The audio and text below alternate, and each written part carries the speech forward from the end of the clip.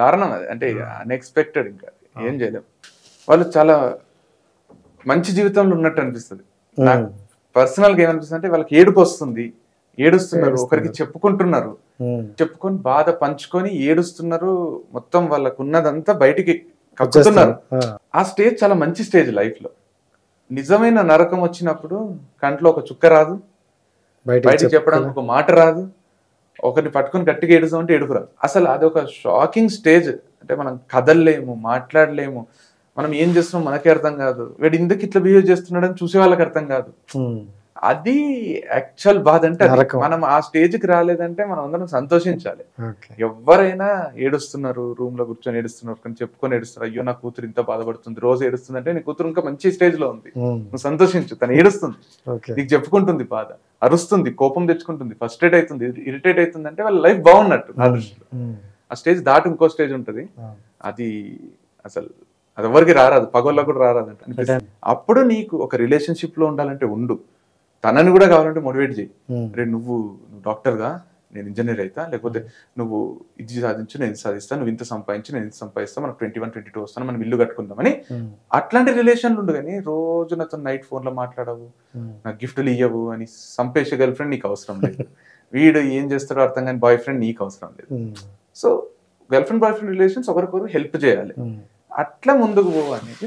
మీరు ఎక్కువగా ఇచ్చే స్పేస్ లో ఈ లవ్ అనే టాపిక్ మీద కొన్ని ఎక్కువగానే ఉంటాయి. చాలా. సో ఎందుకంటే మీకు మరి వచ్చే కామెంట్స్ అలా వస్తాయా, లేకపోతే మీ ఓన్ గానే అలా ఇవ్వాలనుకుంటున్నారా? కానీ అంటే ఎక్కువగా పడతాయి. నా అనాలిసిస్ ఏంటంటే, ఇప్పుడు మీకు ఒక ఫైనాన్షియల్ ప్రాబ్లం ఉందని, ఓకే, మీరు పోయి మీ అన్నకో అమ్మకో నాన్నకో ఫ్రెండ్స్కో చెప్పుకున్నారు, మీ ప్రాబ్లం వాళ్ళకి అర్థమవుతుంది.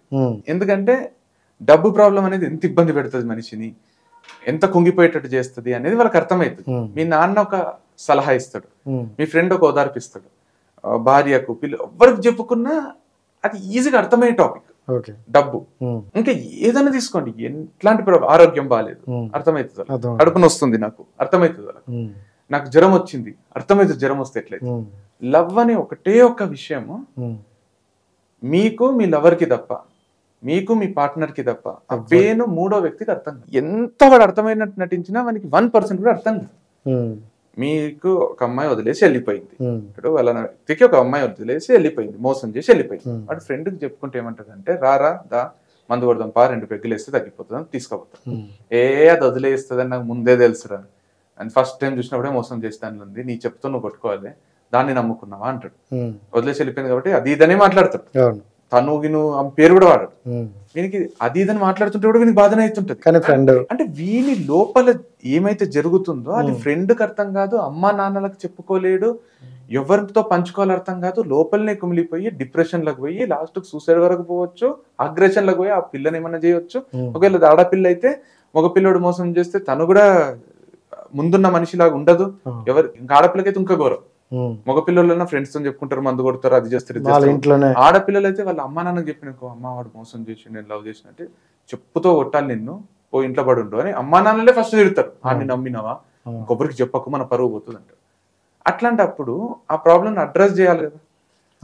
ఆ ప్రాబ్లమ్ నాకు ఏమనిపిస్తుంది అంటే, లవ్ ఒక్కటే ఇప్పటికీ సూసైడ్స్ లో ఫార్మర్స్ అంటారు, అదంటారు, రైతులు చేసుకుంటుంటారు అంటారు, ఫైనాన్షియల్ క్రైసిస్ అంటారు, అంతా అన్నిటికీ బయటపడిపోతారు. కానీ లవ్ అనేది ఎవరికి చెప్పుకోవాలి అర్థం కాదు, లోపల లోపల మదన పడిపోతుంటారు. తన పార్ట్నర్ కి ఇంకొకరితో ఫిజికల్ రిలేషన్ ఉంది, ఇంకొకరు నచ్చుతుండ్రు అనే ఫీలింగ్ వీడు అసలు తీసుకోలేడు, కాల్ వెయిటింగ్ తీసుకోలేడు. అట్లాంటిది ఇంకొకరితో క్లోజ్ ఉంది, ఇంకొకరిని హగ్ చేసుకుంది నా లవర్ అనేది ఒక మగపిల్లడు తీసుకోలేడు, ఒక ఆడపిల్ల కూడా తన లవర్ కి ఇంకొకరు నచ్చుతుండ్రు అనే ఫీలింగ్ తీసుకోలేదు. నన్ను వదిలేసి ఇంకొకరితో క్లోజ్ అయ్యిండు, ఇంటిమేట్ అయ్యిండు, పెళ్లి చేసుకున్నాడు. ఇవన్నీ భరించలేని నరకం. ఎప్పటి వరకు? ఒక 2-3 months వరకు. ఆ టైం దాటిపోతే మళ్ళీ కొత్త లైఫ్ స్టార్ట్ అయిపోతుంది. ఆ టైం దాటాలనేది నా తపన, వాళ్ళ ఫేజ్ దాటాలంటే. 2-3 months అయితే క్లారిటీ ఉంటే 100%. 2-3 months వాడు ఇప్పుడు నేను కింద పడి నాకు ఇలా ఫ్రాక్చర్ అయ్యి, రేపు పొద్దున్న లేచి ఇట్లంటానే మళ్ళీ ఫ్రాక్చర్ ఏమైనా ఈ చేయి వాడలేను కదా, దీనికి సిమెంట్ పట్టి వేస్తారు, ఇట్లా కట్టుకోవాలి, పెట్టుకోవాలి, మళ్ళీ 3-4 నెలలు దీన్ని కదిలించకుండా ఉండాలి, దీన్ని ఎంత కేర్ తీసుకోవాలి అంత కేర్ తీసుకుంటే ఇది బాగా అయిపోతుంది. మోచెయ్యి, సింపుల్ మోచెయ్యి. అట్లాంటి గుండె పగులితే పట్టదు, ఆ టైం 3 నెలలు 6 నెలలు పడుతుంది, కానీ అతుక్కుంటది. ఎందుకు ఎంతమంది కనెక్ట్ అయ్యారు ఇప్పుడు అర్థమవుతుంది. అంటే నిజంగా నిజంగానే అతుక్కుంటది, కానీ రేపు పొద్దున్నే అతుక్కోదు, టైం నొప్పి ఉంటుంది, దాన్ని కొంచెం రిలాక్స్ కూల్ చేయాలి. అండ్ ఇప్పుడు చూసుకుంటే ఇంజనీరింగ్ కావచ్చు, డిగ్రీ కావచ్చు, పర్టికులర్గా ఆ ఏజ్ ఆ 3 years 4 years ఆ వ్యక్తికి మినిమం అంటే మంచి లైఫ్ని మార్చుకోవాలన్నా చెడిపోవాలన్నా అదే టైం పర్టికులర్గా. సో ఆ టైంలోనే ఎక్కువగా ఈ మధ్యన యూత్ చూసుకుంటే డ్రగ్స్ కానీ లేదంటే అమ్మాయి అని లవ్ అని కానీ ఈ రెండేట్లకి అట్రాక్ట్ అవుతున్నారు. సో మీరు చాలా మంది కాలేజెస్ చూసుంటారు కదా, సో ఈ టాపిక్ల మీద మీ వర్క్ వచ్చే ఏమైనా? నాకు మొన్న మేము క్రికెట్ ఆడతాం జనరల్ గా కార్పొరేట్ లీగ్స్ కానీ, మన హైదరాబాద్ లో నార్మల్ వీకెండ్స్ వచ్చిన వీక్ డేస్ నైట్ మ్యాచెస్. ఇప్పుడు రేపు మాకు 3 మ్యాచ్లు ఉన్నాయి, పొద్దున్న 6:30కి, ఈవినింగ్ 6:30కి, మళ్ళీ నైట్ 9:30కి 3 మ్యాచెస్ కంటిన్యూ T20 మ్యాచెస్ ఉన్నాయి.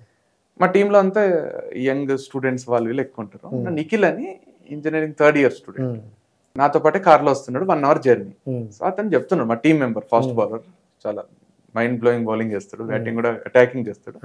తను చెప్తున్నాడు క్లాస్మేట్స్ వాళ్ళ ఫ్రెండ్స్ వాళ్ళంట 100కు 30 రూపాయల వడ్డీ 30% నెలకు వడ్డీతోని, ఇప్పుడు నేను వాళ్ళకి 1000 రూపాయలు ఇచ్చినాను అనుకోండి, నాకు నెలకు 300 వాడు కట్టాలి, నెలకు సంవత్సరం కాకుండా అసలు కాకుండా. అట్లా 10,000 డబ్బు, 10,000కు 3,000 నెలకు, అట్లా డబ్బులు తీసుకుంటున్నారంట మనీ లెండర్స్ దగ్గర. ఎందుకు అంటే మేజర్ రీజన్స్ గర్ల్ ఫ్రెండ్స్ అంట, లేదా మీరు అన్నట్టు పార్టీస్ అంట, లేదా బెట్టింగ్. ఈ మూడిటికి అట్లా చాలా మంది తీసుకుంటున్నారంటే, ఇచ్చే వాళ్ళు కూడా ఉన్నారు, తీసుకునే వాళ్ళు ఉన్నారు. వాళ్ళు ఇవ్వకపోతే వాళ్ళ డాడీకి ఫోన్ చేయడము, వాళ్ళని వచ్చి బెదిరియడం చేసేస్తారు. కూడా సూసైడ్ చేసుకుంటారు, చాలా మంది చేసుకుంటారు. అయితే మీరు అన్నట్టు నువ్వు 100కు 30 రూపాయలు ఇవ్వడానికి రెడీ అవుతున్నావు అంటే నీ మానసిక స్టేటస్ అంటే స్టేజ్ ఏ లెవెల్ ఉన్నా, నాకు షాకింగ్. ఇట్లా జరుగుతుంది. సంవత్సరానికి ఉండొచ్చు నిఖిల్ అంటున్నాను. లేదన్నా సంవత్సరానికి కాదు, నెలకు 30% అంటున్నాడు. నాకు ఎప్పుడన్నా డబ్బు తీసుకోవాల్సి వస్తే నాకు 2% ఇంట్రెస్ట్ అంటే, నెలకు 2% కట్టాలా అంటే సంవత్సరానికి 20 అంటే 4 ఏళ్ళలో అసలు కట్టాలా అని నాకు భయం అవుతుంది. ఒకరి దగ్గర అప్పు తీసుకోవాలంటే, ఇప్పుడు 10 లక్షలు తీసుకుంటే, అరే నేను 2% కట్టాలంటే 20,000 కట్టాలని ఇలాకని, వాడు 20,000 లక్షకే 30,000 కడుతున్నాడు. అంటే అంత దారుణంగా పడిపోయింది అనమాట సిచ్యువేషన్. అంటే ఈ హార్మోన్ రియాక్షన్స్ ఆ ఏజ్ లో కరెక్ట్ చెప్పేటోళ్ళు లేక, చేసేటోళ్ళు లేక అట్లా చేస్తున్నారు. కానీ చాలా దారుణం ఉంటది వాళ్ళ లైఫ్. దాంట్లో నుంచి బయటికి రావాలి. ఏమో నాకు అనిపిస్తుంది, ఎంత చెప్పినా ఏం చేసినా దెబ్బ తగిలినాకనే తెలుసుకుంటాడా మనిషి అనిపిస్తుంది.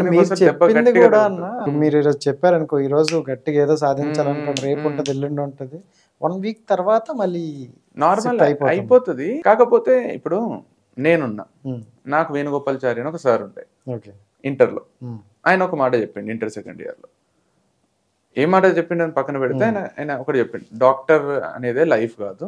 నేను బైపీసీ తీసుకున్నాను, జస్ట్ ఎంసెట్ కి ముందు ఒక మాకు